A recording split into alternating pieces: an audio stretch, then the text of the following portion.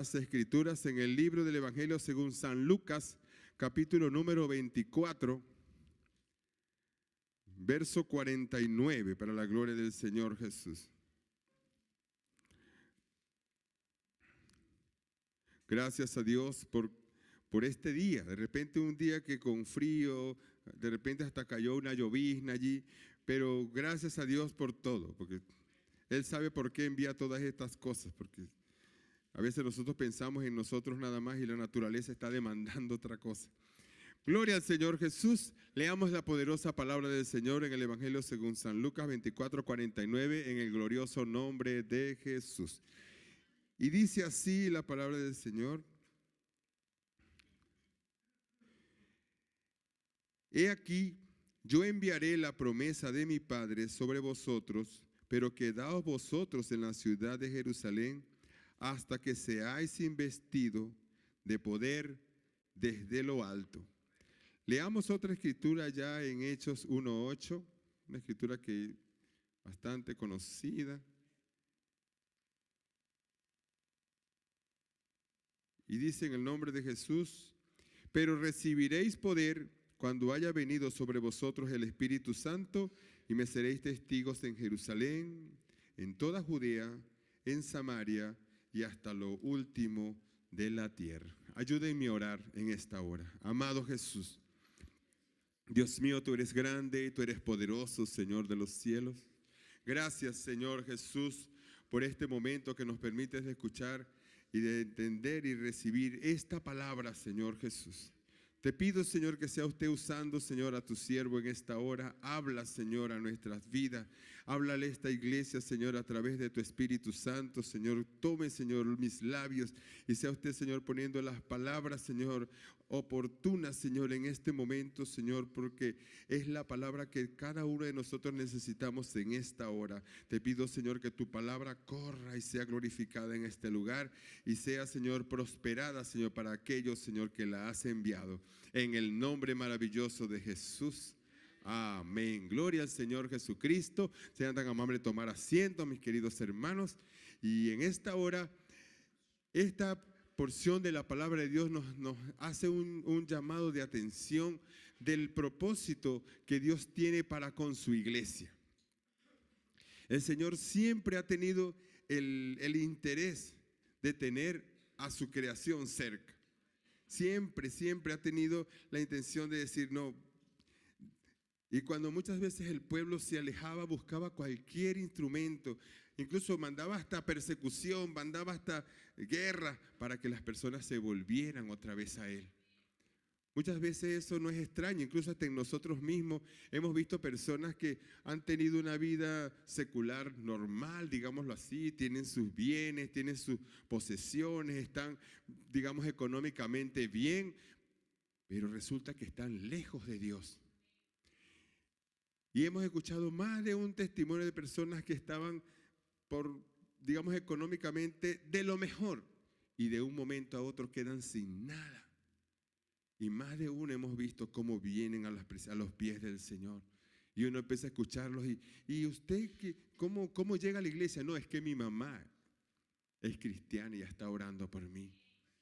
Es que mi papá, o es que incluso hemos visto hasta hijos de pastores que voy del país y queriendo aventurarse y queriendo con aquel sueño de que no vamos a hacer mucho dinero y cuando llegan al país de repente no encuentran exactamente lo que ellos están esperando. Y de repente empiezan los problemas. ¿Y qué hacen? Se acuerdan, oye, mi papá es pastor, pero está tan lejos. Y en una de esas conversaciones de repente, papá, usted sabe que me está pasando esto. ¿Y qué es lo que le dice ese papá pastor? Busca la iglesia. Y esas personas de repente vienen con cierta hasta timidez o tal vez con vergüenza ante la presencia de Dios. Y vemos a un Dios con los brazos abiertos esperándole. Como nos ha esperado y nos ha recibido a usted y a mí también. Gloria al Señor Jesucristo.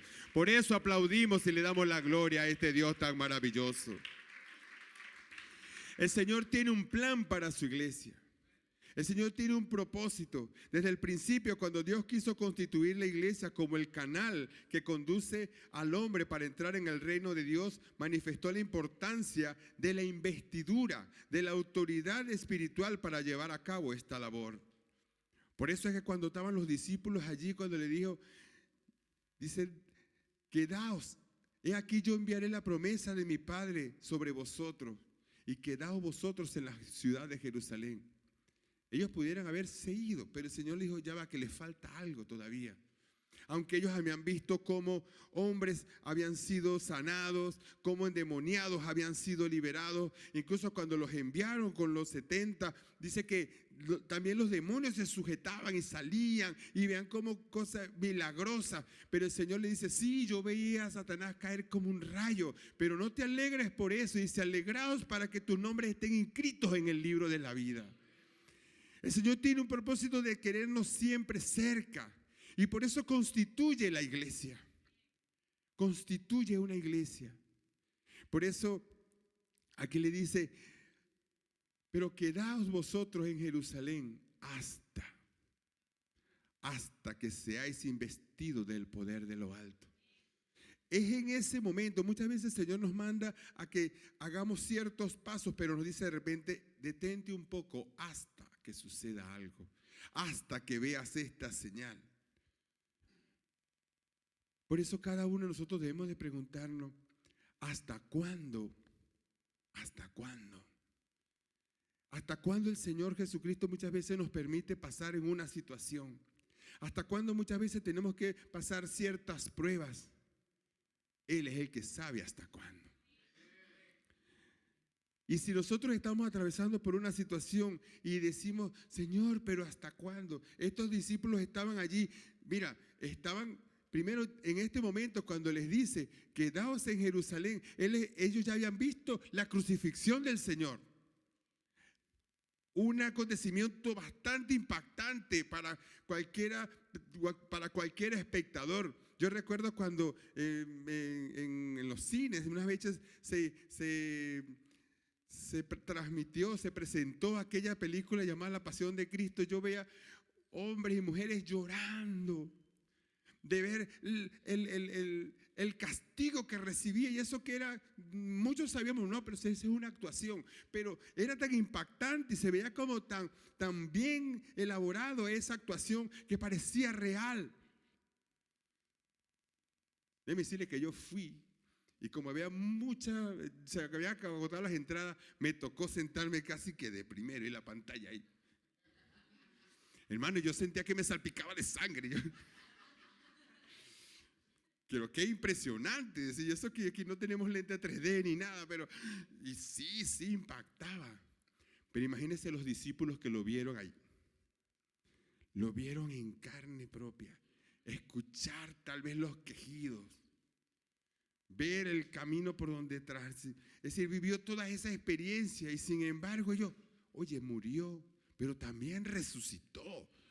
Oye, ellos estaban envueltos en una cantidad de acontecimientos impresionantes, porque al principio habían visto a una persona que hacía muchos milagros, hacía grandes proezas, y de repente que podías abrir la vista, lo de los ciegos, hacer hablar al tartamudo, hacer que se levantara un paralítico, resucitaba muerto. Pero cuando él le tocó ser castigado, no pudo autodefenderse, digamos humanamente hablando. Nosotros ya ahorita entendemos la obra redentora y el propósito del derramamiento de la cruz del Señor Jesucristo, de su sangre en la cruz del Calvario, pero humanamente ellos no podían entender eso. Entonces ahora ven todos esos impactos, el constituido Salvador del mundo. Por eso decía, a otros has salvado, sálvate a ti mismo. De repente se ve, para nosotros parece como una expresión de déspota, pero póngase en el lugar de esas personas. Esos que a lo mejor vieron cuando resucitaron a Lázaro y ahora lo ve ahí. ¿Y por qué?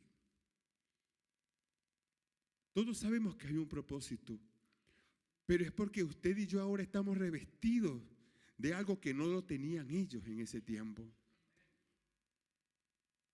Por eso el Señor le dice, quedaos en Jerusalén hasta que seáis investidos del poder desde lo alto. Entonces encontramos en el libro, en la siguiente escritura donde estuvimos leyendo en el libro de Hechos 1:8 y dice, pero recibiréis poder cuando haya venido sobre vosotros el Espíritu Santo y me seréis testigos en Jerusalén, en Samaria, en Judea y hasta lo último de tierra. Eso que el Señor está prometiendo a este grupo de personas era para prepararlos para un acontecimiento. Recibiréis poder, pero para ser testigos de todas las maravillas que Dios hace en medio del pueblo. Déjeme decirle que Dios quiere testigos fieles a su palabra y pregoneros de sus maravillas, pero con lo más importante, llenos del Espíritu Santo. Dios quiere ver hombres y mujeres que vengan y se congreguen en su iglesia, pero llenos del Espíritu Santo. Debemos de anhelar estar siempre llenos del Espíritu Santo. Porque ese es el anhelo que Dios tiene para usted y para conmigo. Por eso por allá el Señor le decía, pero si vosotros siendo malos, si tu hijo te pide un huevo, no le vas a dar una piedra, o si le pides un pan, no le vas a dar un palo. ¿Cuánto más? Dice, si vosotros siendo malos, sabéis hacer buena dádiva, ¿cuánto más nuestro Dios nos dará el Espíritu Santo? ¿Pero a quiénes? A los que se lo pidan. A veces cuando se derrama la presencia de Dios aquí en este lugar, bueno, yo paso ahí a ver qué pasa aquí, para ver qué sucede. Y esto no es una ducha. Hay que pedirlo. Porque el Señor Jesucristo lo puso como algo muy importante para la iglesia del Señor. Estas personas que estaban allí en ese momento escuchando las declaraciones del Señor, les dijo, recibiréis poder para ser testigos. Y por eso observamos que el proyecto que el Señor tenía para la humanidad es constituir una iglesia. Porque en el tiempo donde estaba Jesús caminando sobre la tierra, estaba establecido el pacto, estaban las leyes, estaba una forma de sacrificios y ordenanzas y una cantidad para acercarse a Dios. Pero ahora el Señor Jesús está instaurando un nuevo pacto. Está instaurando una nueva manera no distinta, sino una mejor forma de acercarse a Dios. De acercarse y vivir para Dios. Entonces vemos que desde que el Señor empezó a dar instrucciones a sus discípulos sobre la iglesia que Él formaría, las características que tendría, se pudo observar en una iglesia que tendría un gran impacto sobre la humanidad. Porque déjeme decirles que todas las leyes y todos aquellos rudimentos de la ley eran aplicables a un pueblo físicamente hablando, pueblo de Israel, ahí. Y es más, dentro del pueblo de Israel habían unos que se separaron y solamente quedó para una pequeña porción. Y Dios como creador del mundo entero dijo, ¿y los demás qué? ¿Qué pasa con los demás? Por eso es que dice en el libro del Evangelio según San Juan capítulo 1, dice, y a los suyos vino, pero los suyos no le recibieron. Pero más a todos los que le recibieron. A los que creen en su nombre. Gloria al Señor, les dio potestad de ser hechos hijos de Dios. Es una potestad que Dios nos ha dado, hermano, para pertenecer a este cuerpo, para pertenecer a este pueblo.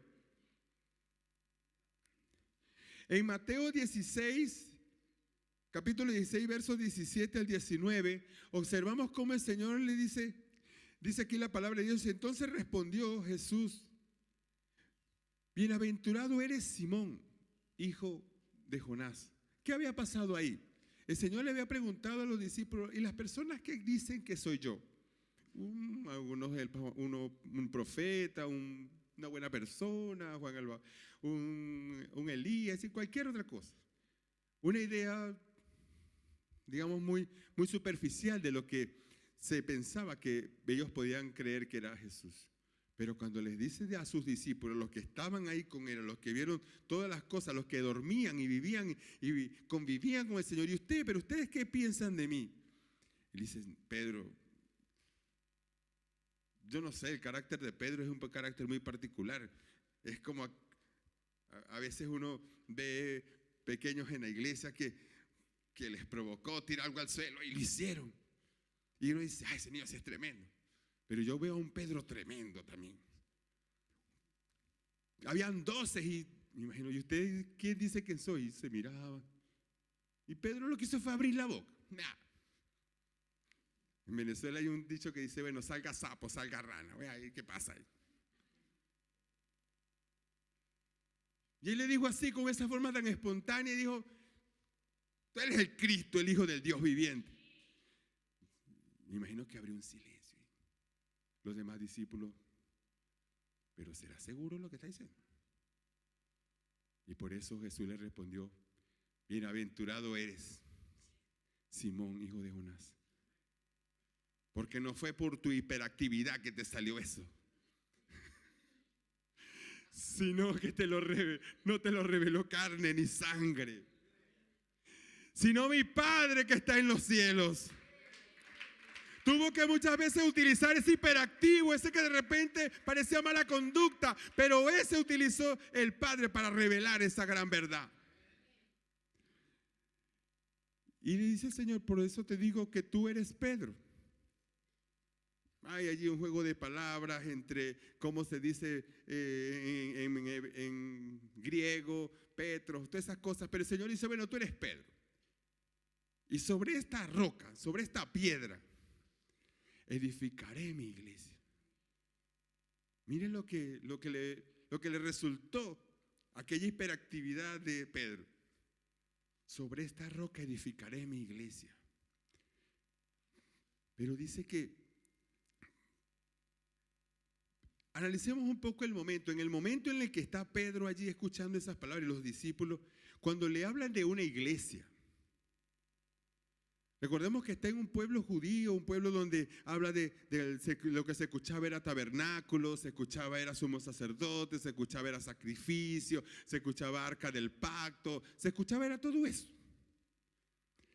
Pero dice, sobre esta roca edificaré mi iglesia. De repente eso para el momento hubiese podido sonar como, ¿será que esta es una división? ¿Qué será lo que está pasando aquí? ¿Será que esto es algo así como que algo aparte que se está haciendo? Como le dije al principio, los rudimentos que se seguían según la ley era solo exclusivamente para el pueblo judío. Pero ahí en ese momento se estaba dando una declaración donde se iba a edificar una iglesia que no solamente iba a ser para el pueblo judío, sino para todo el mundo. Y por eso usted y yo pertenecemos a una iglesia. Y por eso le damos la gloria al Señor Jesucristo y le damos este aplauso, porque gracias a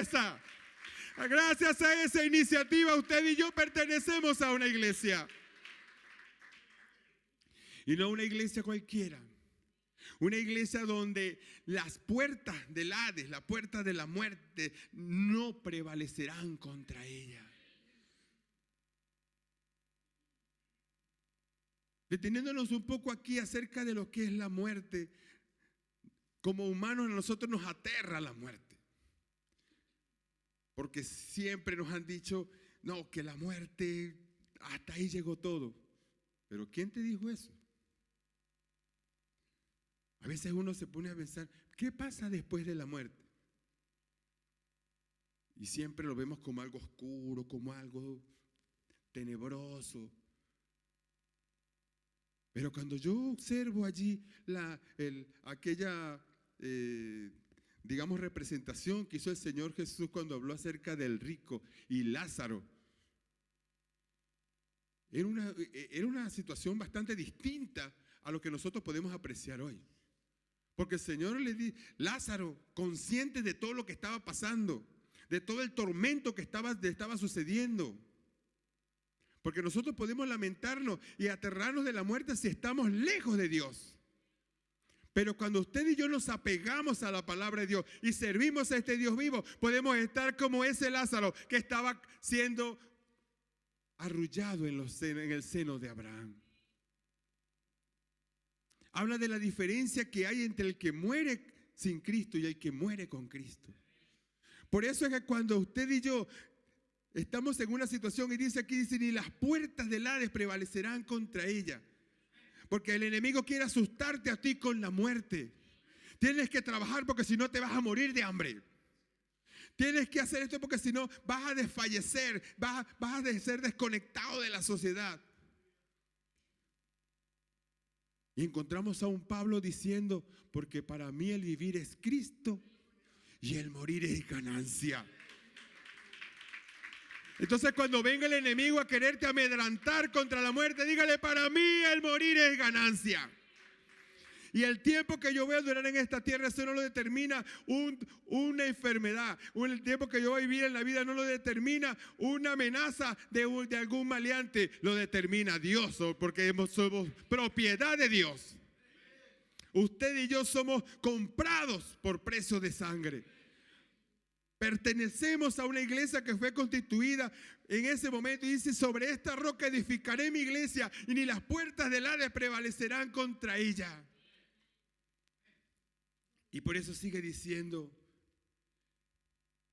y a ti, ahora se refiere a Pedro, y a ti te daré las llaves del reino de los cielos.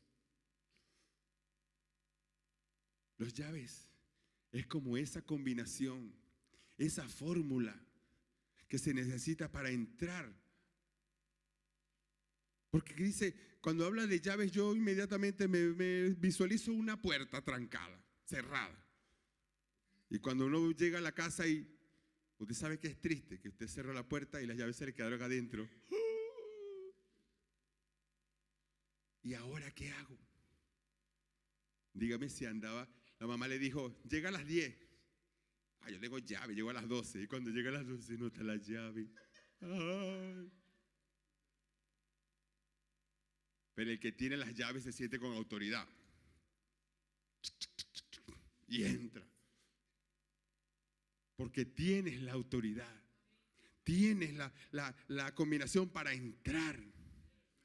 Dice, a ti te daré las llaves del reino de los cielos. Todo lo que atares en la tierra será atado en los cielos, y todo lo que desatares en la tierra será desatado en los cielos. Esto tiene varios enfoques, pero yo quiero esta tarde enfocarme en aquello que podemos nosotros como iglesia desatar. ¿Cuántas personas llegan aquí a la iglesia con muchas cargas, con muchos problemas?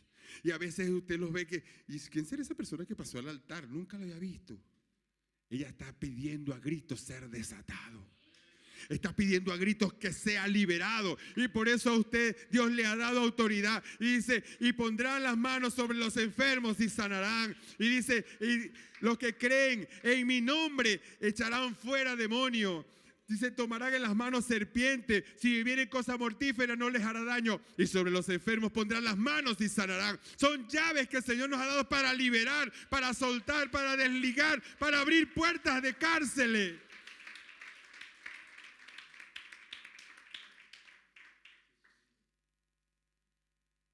La revelación de Pedro activó una declaración poderosa. El Señor dijo que la iglesia estaría fundada sobre esas bases sólidas, esa roca que es el mismo Jesucristo, que sería tan impresionante que ni las puertas de la muerte podría vencerla. La muerte para el cristiano no es el fin, es atravesar el umbral para recibir la herencia de la vida eterna. Por eso, como decía anteriormente, no nos debemos dejar amedrantar por la muerte. No nos calentemos la cabeza o no nos desgastemos en pensar en aquellas amenazas que quieren tal vez perturbar nuestra vida y acortarla y producir la muerte. Las amenazas no son las que determinan nuestra vida. Nuestras vidas están en las manos de Dios. El tiempo que usted y yo vamos a vivir sobre esta tierra, Dios lo tiene allí determinado. Y aunque usted y yo nos opongamos, eso ya está establecido. Porque usted no es cualquier persona. Usted y yo no somos cualquier persona, porque desde el momento de que nosotros decidimos y pasamos a este lugar y se oraron por nosotros y nosotros nos arrepentimos delante de su presencia, y cuando eso, con un acto de fe, son sepultados nuestros pecados allí en el bautismo. Y el nombre de Jesús es invocado sobre nuestras vidas. Y por eso es que usted cuando a veces ve esas personas que, yo he visto, mira aquí personas que entran con rostros tal vez malgastados, desgastados por la vida, pero cuando salen de esa agua, salen con un rostro diferente, con unos deseos de seguir adelante, con unas ganas de vivir, con un rostro resplandeciente, porque Dios ha limpiado y los ha liberado de esas cadenas del pecado. Y eso no te hace una persona común, te hace una persona distinta. Alguien separado, apartado. Y eso que vivimos, que hacemos el esfuerzo por querer vivir ajustado a la palabra de Dios. Tenemos problemas, sí, tenemos dificultades, sí, pero ahí nos pegamos a la palabra de Dios. Y eso es lo que Dios quiere y lo que viene a buscar. Una iglesia que se consagre para Él. Hablando de las llaves que estábamos nombrando hace rato, dice, las llaves simbolizan la autoridad que tendría para ser libre a los cautivos del pecado. Observamos a un apóstol Pedro luego que recibe el Espíritu Santo. Y sigue Pedro en la palestra, sigue el Pedro allí como protagonista. El día del Pentecostés, el Señor les dijo, quedaos en Jerusalén hasta que seáis investidos del poder de lo alto. 10 días después, están allí en el aposento alto. Estaban allí todos reunidos, unánimes, juntos. Y de repente vino del cielo un estruendo como un viento recio que soplaba, el cual llenó toda la casa donde estaban sentados, y se les aparecieron lenguas repartidas como de fuego, y todos fueron llenos del Espíritu Santo. Eso causó un impacto en todo alrededor. Eso fue como una onda expansiva. Todos los que estaban allí empezaron a recibir. Oye, pero ¿qué está sucediendo en ese lugar? Cuando usted y yo recibimos, somos bautizados y recibimos el Espíritu Santo, a lo mejor no digamos que físicamente se va a aparecer aquel momento, pero usted va a causar un impacto en su comunidad. Porque aquel que se la pasaba maldiciendo, ahora está diciendo gloria a Dios. Eso causa un impacto impresionante.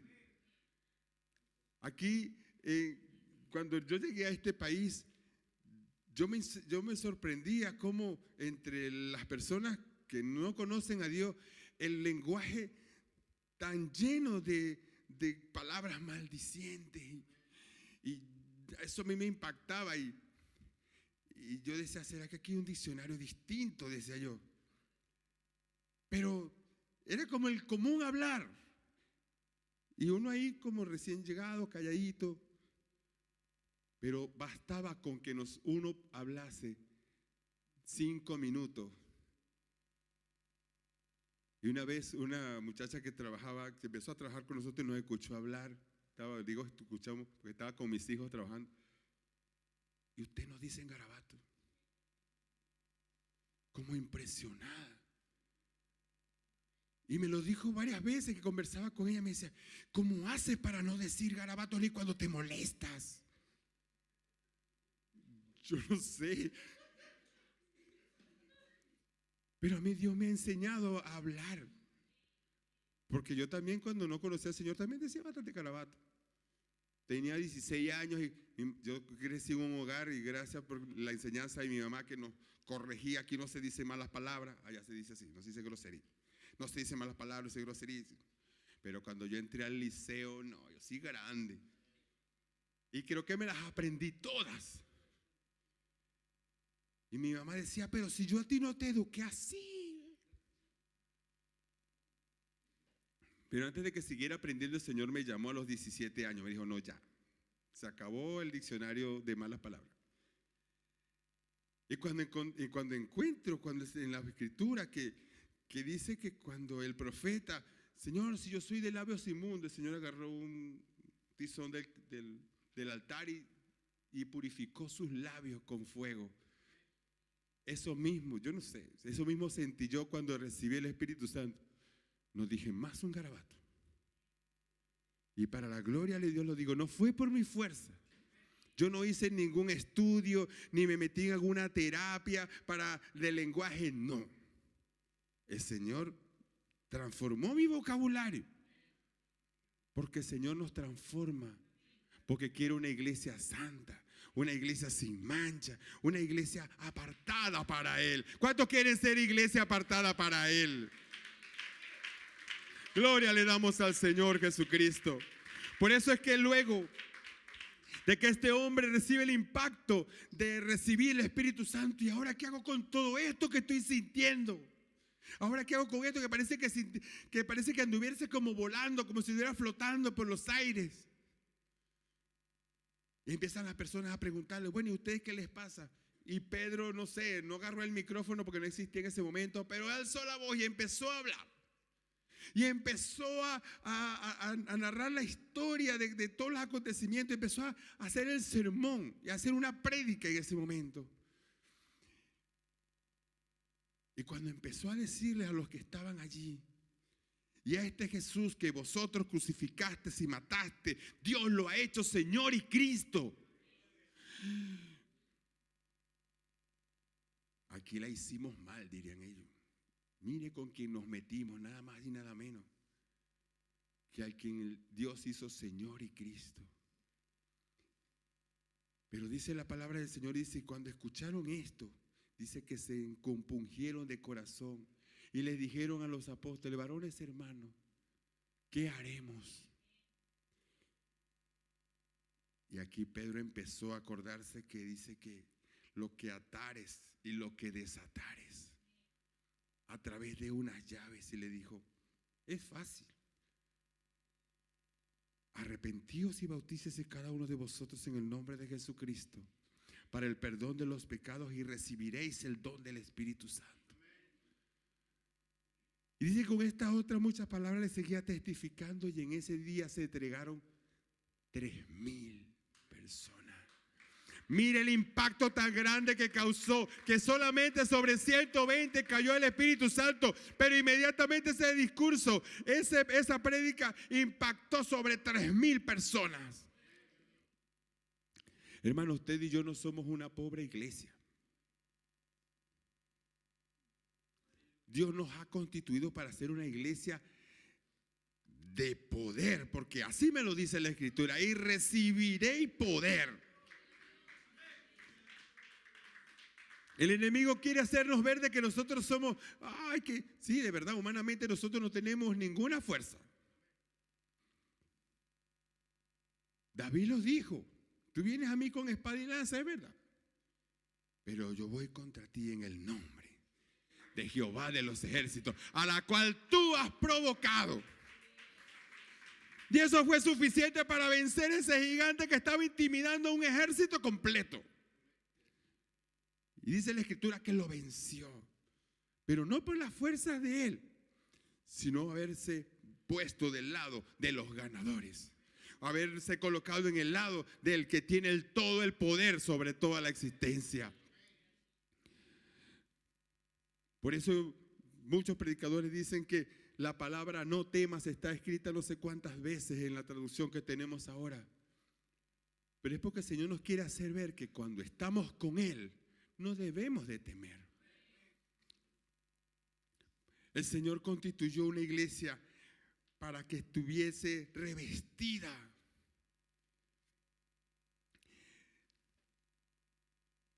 En Mateo 18:18 encontramos esta escritura donde el Señor habla de la importancia, empieza a hablar de la importancia de ponerse de acuerdo con su hermano, que tratar de estar a cuentas, resolver los problemas, que si no puedes con él, búscate un testigo, bueno, y así sucesivamente, y bueno, y si ya no quieres nada, bueno, ya listo. Pero dice, porque en el versículo 18 dice esta palabra, luego de ese acontecimiento, dice, de cierto os digo que todo lo que atéis en la tierra será atado en el cielo, y lo que desatéis en la tierra será desatado en el cielo. Y otra vez os digo, si solamente dos, imagínense, si dos de vosotros se pusiesen de acuerdo en la tierra acerca de cualquier cosa que pidieren, les será hecho por mi Padre que está en los cielos. A lo mejor naciones contra naciones se enfrentan y empiezan a cuantificar y a ver qué cantidad de armamento tiene, qué cantidad de ejército tiene. Pero la iglesia del Señor, la fórmula es que si apenas dos se ponen de acuerdo, si apenas dos se ponen de acuerdo, podrán lograr todo lo que pidieran de parte de Dios.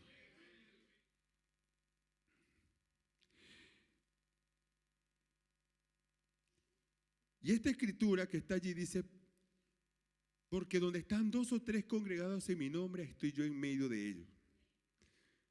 Parece gracioso, pero siempre esta escritura la escuchamos cuando vamos a un culto y están dos o tres nada más. Y como que ahí donde nos acordamos.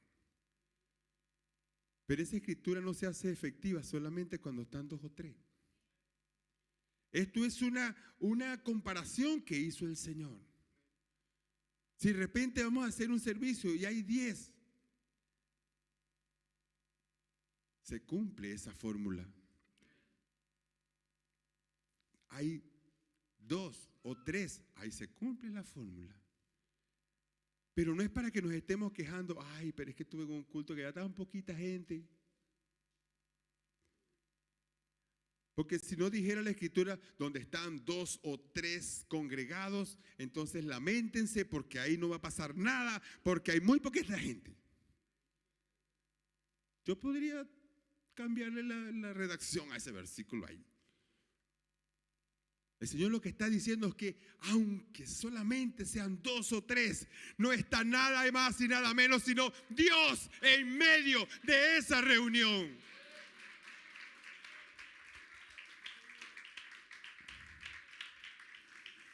A veces podemos empezar un servicio y estamos aquí, cuando hablo así de culto, vamos a decirlo así.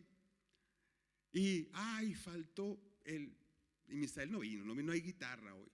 Y los músicos, ay, que se sonara mejor si tuviera el solo de guitarra. Pero déjeme decirte una cosa, no está el guitarrista. A lo mejor no está el baterista. A lo mejor se quedó el portero. Pero ahí está Dios en medio de ellos. Dios está en medio de esta reunión, mi hermano. Dios está en medio de esta congregación, porque la palabra de Dios me dice que donde están 2 o 3 congregados, Él está en medio de ellos. Estamos congregados en su nombre. ¿Y cuántos nos hemos congregado en el nombre de Jesús? Gloria al Señor Jesucristo. Estamos congregados en su nombre.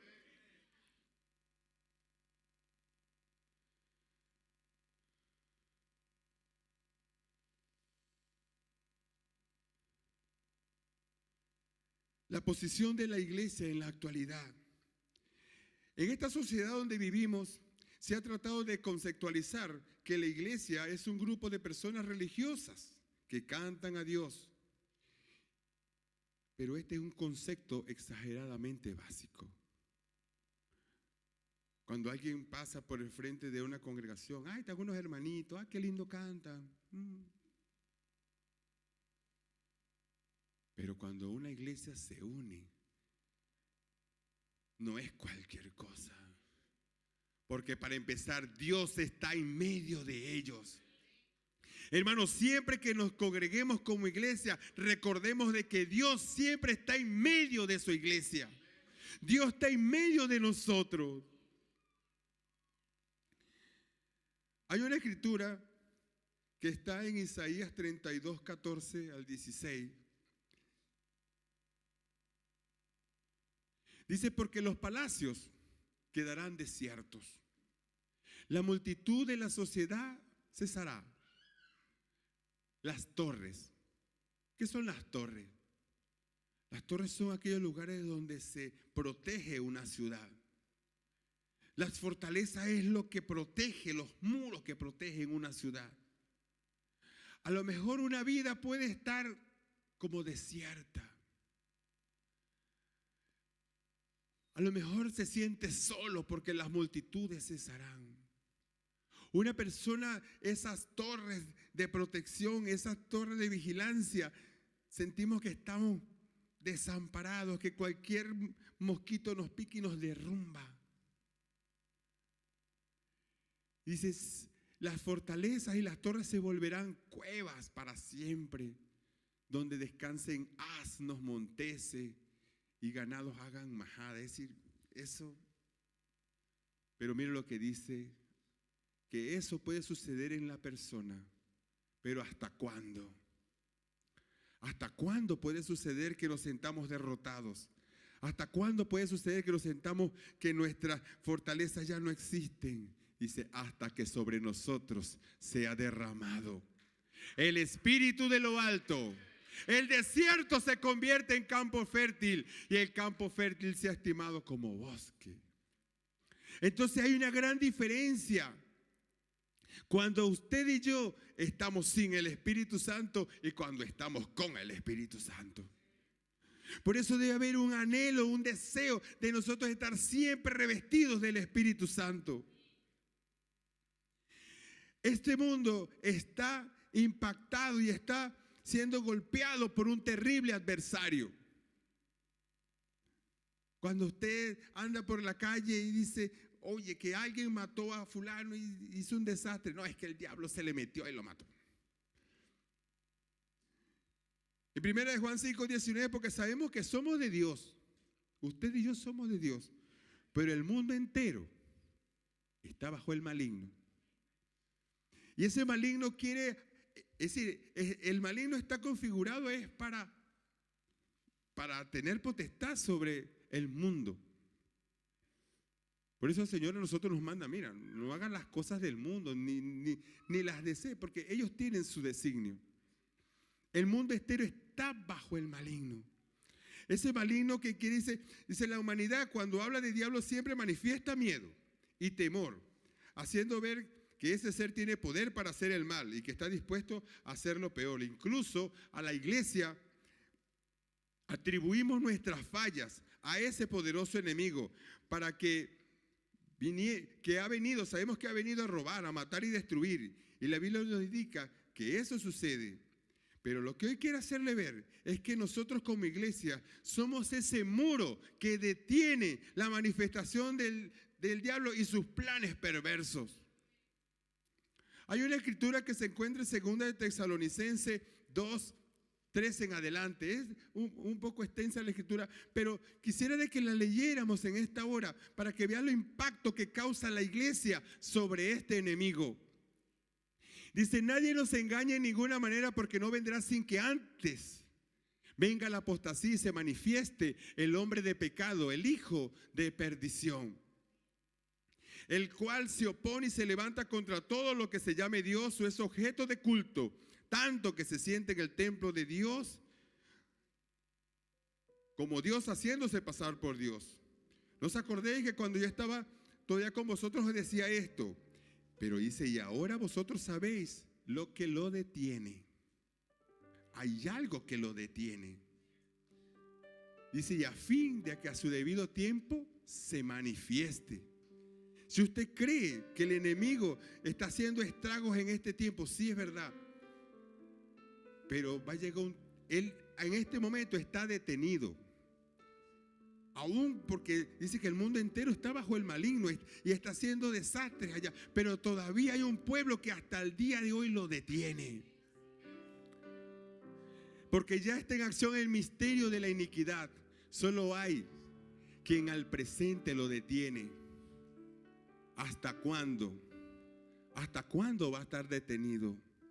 Hasta que él a su vez se ha quitado de en medio. Todo aquel, mire, eso es impresionante. Cuando una persona que le sirve al Señor y vive para Dios, llega a un grupo de personas que de repente no tienen esa manera de vivir. Yo trabajaba estaba en un trabajo donde las personas estaban ahí diciendo de todas sus perversidades y cuando uno llegaba, no, ya dejemos la conversa esta porque llegó Fidel. De alguna forma respetaban, porque no se puede. Entonces muchas veces con nosotros, muchas veces esas maldades se detienen. Pero si nosotros más bien, no, pero sigue diciendo para ver qué pasó ahí, qué más. Entonces estamos perdiendo la autoridad que el Señor nos dio de detener esas obras perversas. Tenemos que ponernos del lado de detener. Nosotros somos los que hasta ahora detenemos esa obra perversa peor que tiene el enemigo sobre esta humanidad. Dice, solo hay quien al presente lo detiene hasta que él a su vez se ha quitado en medio. Entonces se manifestará aquel inicuo. Por eso dice que no hemos visto nada. A quien el Señor matará con el espíritu de su boca y destruirá con el resplandor de su venida. Por eso vamos al verso 13. Nos dice algo impresionante. Dice, pero nosotros debemos de dar siempre gracias a Dios respecto a vosotros, hermanos amados en el Señor. De Dios que haya escogido desde el principio para salvación mediante la santificación de ¿qué? Por el Espíritu, la fe en la verdad. Usted y yo hemos sido sometidos en un proceso para ser diferentes, para ser apartados. Entonces, no somos una iglesia que debemos estar quejándonos o lamentándonos. Somos una iglesia a la cual el Señor nos ha constituido y nos ha dado poder. Por eso el Señor dice que, dijo este hombre, dice, no me avergüenzo del evangelio porque es poder de Dios para salvación. Es poder de Dios para la salvación. Dice, por eso nosotros tenemos que analizarnos. ¿Hasta cuándo nosotros vamos a pensar de que somos un blanco fácil? No, es que a mí siempre me pasan todas. Pero si tenemos el escudo de la fe, debemos de pensar en esto. ¿Hasta cuándo nos damos lástima al decir que somos unos pobres débiles? Si somos la iglesia llena con el Espíritu Santo. Cuando usted dice una iglesia llena del Espíritu Santo es porque Dios está en medio de ellos. Dios en medio de esta iglesia. Cuando usted ande por la calle y se sienta de que está triste, recuerde de que usted está lleno del Espíritu Santo. Puede ser que la adversidad quiera tratar de entristecernos, pero usted y yo estamos llenos del Espíritu Santo. Y esa llenura nos hace reflexionar y pensar, para allá va, pero ¿qué estoy haciendo yo? ¿Por qué yo me estoy quejando?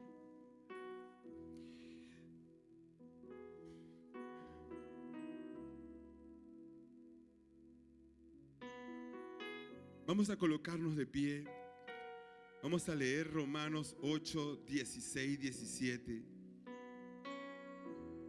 Es importante de que usted y yo nos preocupemos siempre por estar llenos del Espíritu Santo. Siempre revestidos con su poder, llenos de su presencia, porque no venimos a este lugar simplemente a visitarnos, a saludarnos. Venimos a revestirnos y a llenarnos cada día más de su presencia como iglesia, para que cuando quiera venir el enemigo contra nosotros, ya va, yo estoy en este lugar. Dios está en medio de nuestras vidas, en medio de nosotros. No somos una iglesia que puede ser abatida por cualquier cosa, porque ni las puertas del Hades prevalecerán contra ella. Por eso dice la Escritura en Romanos 8, 16, el Espíritu mismo da testimonio a nuestro espíritu de que somos hijos de Dios. Es el Espíritu el que da testimonio. A veces nosotros podemos andar y decir, no, que yo soy hijo de Dios. No, es el Espíritu el que da testimonio a nosotros. Da testimonio de nosotros, de que somos hijos de Dios. Dice, y si hijos, también herederos de Dios y coherederos con Cristo, si es que padecemos juntamente con Él, para que juntamente con Él seamos glorificados. Hermano, no somos una iglesia, no somos un grupo de personas allí que estamos reunidos, que venimos solamente a compartir y hablar un poco de la Biblia. Somos un pueblo que ha sido revestido por el Espíritu Santo. Somos un pueblo que hemos sido constituidos para hacer frente a las adversidades del enemigo. Somos un pueblo que hemos sido constituidos para desatar las ligaduras del que viene cautivo. Porque a veces pensamos de que estas cosas solamente se le... No, porque eso lo va a hacer es el líder nada más. Hermanos, somos todos. Todos. Porque tal vez el pastor, algún líder acá, no tiene el alcance de llegar a donde usted ya está. A veces usted está en un trabajo, pero oye, porque yo caí en este trabajo y de repente le toca durar 2 o 3 días, pero refleje la luz de Cristo en ese lugar, porque usted y yo somos testigos. ¿Y cuál es el trabajo del testigo? Hablar de las maravillas de Dios, publicar las grandezas del Señor Jesucristo. Por eso en esta obra nosotros debemos de enfocarnos a la importancia que hay de recibir el Espíritu Santo, la importancia de entrar en su presencia. Yo no sé con qué intención vino usted hoy, en el día de hoy, pero creo que es el día de llenarse de la presencia de Dios. A lo mejor usted dirá, no, pero es que no siento de pasar, no siento ganas de buscar la presencia de Dios. Eso es su problema. Pero nuestra responsabilidad es estar llenos del Espíritu Santo, llenos de su presencia, porque es la forma como Dios nos va a dar la entrada para la herencia. El Espíritu mismo da testimonio, es a nuestro espíritu de que somos hijos de Dios. Por eso en esta tarde hay una invitación. Si hay alguna persona que no ha recibido el Espíritu Santo, pasa a este lugar. Yo no le voy a dar el Espíritu Santo. Recuerden lo que dijo la Escritura, dice que el Padre da el Espíritu Santo a los que se lo pidan. Y aquí en esta reunión está el que da el Espíritu Santo. En esta reunión está el que quiere llenar con su Espíritu Santo en este lugar. Yo te invito a que pasemos a este lugar y seamos llenos del Espíritu Santo.